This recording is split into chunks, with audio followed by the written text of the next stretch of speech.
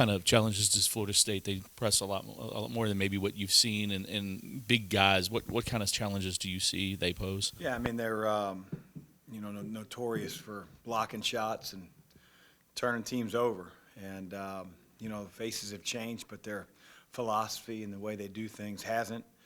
It's a big challenge. It's been interesting because I think earlier in the season they were way more extended in passing lanes. The last couple games, not as much. But we're going to prepare as if they're way out in the passing lanes and getting extended because we don't see that every day. But, yeah, that's who they've been for a long time. They've been really successful at it. Mason was just mentioning, 7'4" guy. Obviously, you guys got some practice against Western Kentucky, and you've seen some other shot blockers too. What do you hope you guys have taken from those experiences that you maybe can apply? Well, it's a little different. They play a completely different style defensively. Western's five-man played 30-plus minutes a game, where Florida State's aren't as much. They play Malik Osborne mostly at the five, but for us it's about having purpose on offense, whether they're man or zone. Florida State will be virtually all switching man to man, and just understanding how can we be successful. And understanding that in the course of the game, pressure and denying, and so that's what we've been preparing here for a couple days, being strong with our decision making, not having shots hurried or rushed or blocked around the basket. That's a big challenge for our team. They've got height, they're bigger, but they shoot. I think they've got 6 guys that have made 12 or more threes. Is that, and that's kind of how they've been recently. Yeah, they've been a team that has no hesitation shooting threes. And sometimes that, as a coach can be a good thing. If they're missing them and they're not necessarily taking time off the clock and having quicker possessions. But we have to challenge their shots. Discourage them from getting second shots, keep them off the glass. They're big, they're long. So, again, Florida State presents a lot of challenges, and offensively they certainly shoot the three a lot. Obviously, Florida State isn't having the type of season that we've known the last couple of years under Leonard Hamilton, and the ACC as a whole is a little bit down. How critical is this game, knowing that the opportunity for quote-unquote quality wins is kind of few and far between right now in the ACC? We only worry about being at our best on Saturday. There's always going to be storylines around the game.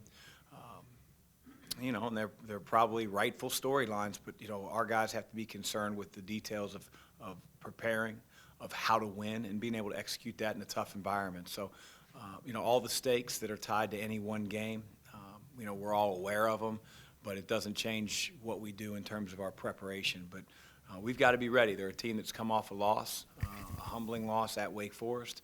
We know they're going to be a much different team in terms of their intensity, and we've got to meet that challenge minute 1 at 8 o'clock tomorrow night. Chris, coming out of Western, there was a time after the Western game, I think Noah said there was a time when you guys couldn't even really tell what they were in. Was having a hard time with that stuff. Now you've played Georgia Tech, which switches their defense quite a bit.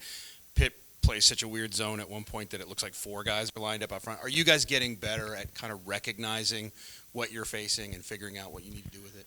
Way better. And I don't know if he was sort of misunderstood, but what wasn't executed against Western was having a purpose of where are we trying to go with what they're doing.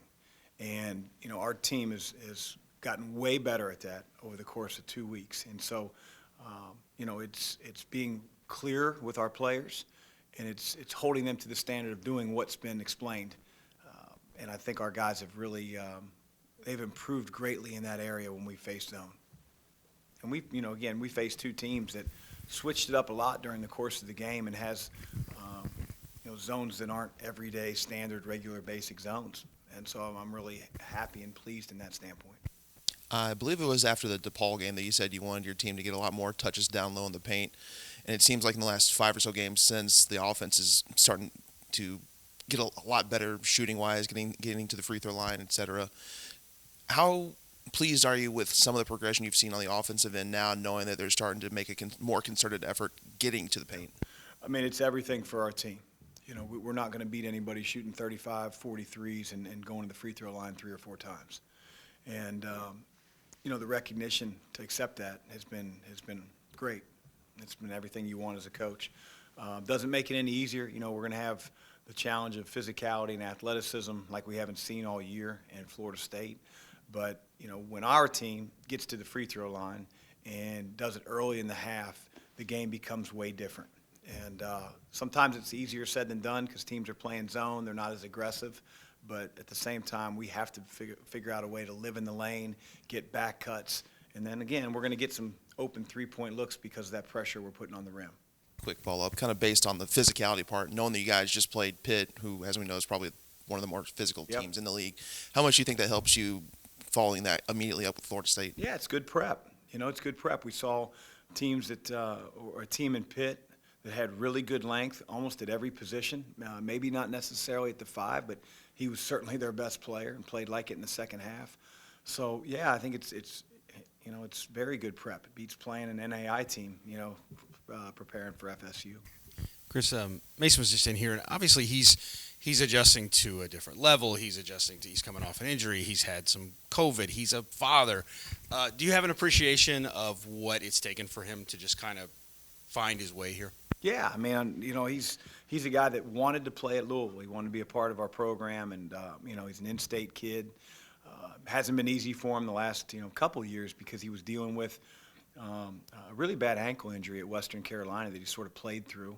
Then he had surgery on it, and again, everything that's happened with the sit-out and COVID and everything, and he didn't really have a preseason. So the thing that hasn't been stripped from him is his confidence, his in big game moments, and so I'm glad that we have him back for a few more days prior to Florida State, where he didn't even get a practice in before we played last game.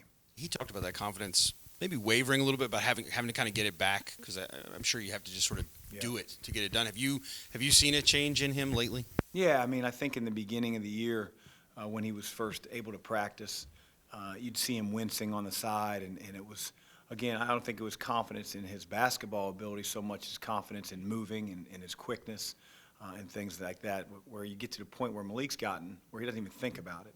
And I think Mason's getting to that point if he's not already arrived.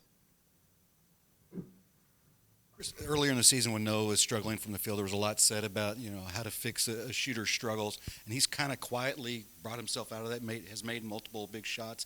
Has he changed anything, or is that just the mentality of a shooter to keep shooting? You probably have to ask him when it comes to the mechanics part. I think he's taking better shots.